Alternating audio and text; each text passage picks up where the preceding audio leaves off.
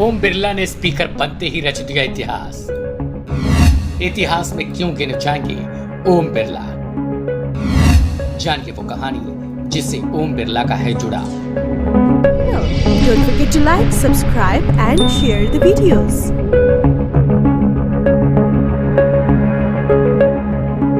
BJP सांसद ओम बिरला एक बार फिर से संसद के स्पीकर की कुर्सी पर बैठ चुके हैं।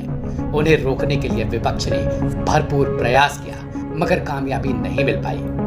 कुर्सी पर बैठने के साथ ही ओम बिरला ने इतिहास को फिर से दोहराते हुए अपने नाम पर ही इतिहास को कर लिया। दरअसल लोकसभा अध्यक्ष का पद का संसदीय लोकतंत्र में महत्वपूर्ण स्थान होता है। लोकसभा अध्यक्ष के बारे में कहा जाता है कि संसद सदस्य अपने अपने चुनाव क्षेत्र का प्रतिनिधित्व करते हैं, लेकिन अध्यक्ष सदन के ही पूर्ण प्राधिकार का प्रतिनिधित्व करता है। भारतीय जनता पार्टी की अगुवाई वाले एनडीए ने स्पीकर पद के लिए पिछली लोकसभा में स्पीकर रहे ओम बिरला को उम्मीदवार बनाया गया था।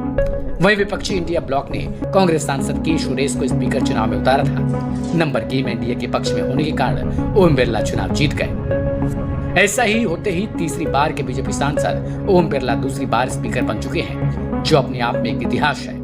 लोकसभा स्पीकर के रूप में अपने पहले कार्यकाल के दौरान ओम बिरला की छवि सदन की कार्यवाही का संचालन बेहतर तरीके से सबको साथ लेकर करने वाले स्पीकर के रूप में बनी थी और यही वजह रही कि एनडीए ने एक बार फिर से ओम बिरला पर भरोसा जताया है।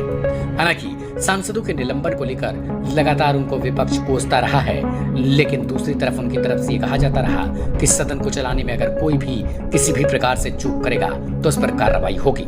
इससे पहले सदन के पूरे 5 साल तक अध्यक्ष रहने के बाद दोबारा अध्यक्ष बनने का इतिहास डॉक्टर बलराम जाखड़ के पास रहा है। डॉक्टर बलराम जाखड़ ने 7वीं लोकसभा के लिए अपने सर्वप्रथम निर्वाचन के तुरंत बाद अध्यक्ष पद हासिल किया था।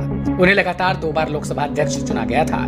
कांग्रेस से आने वाले जाखड़ का पहला कार्यकाल जनवरी 1980 से जनवरी 1985 तक और जनवरी 1985 से दिसंबर 1989 तक रहा है।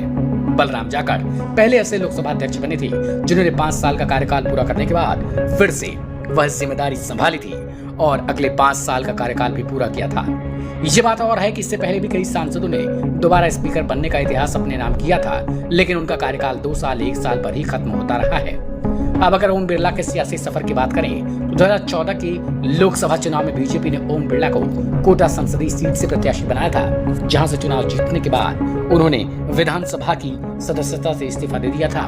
2019 में बिरला फिर से सांसद चुने गए और इस बार बीजेपी ने उन्हें स्पीकर बनाकर चौंका दिया था।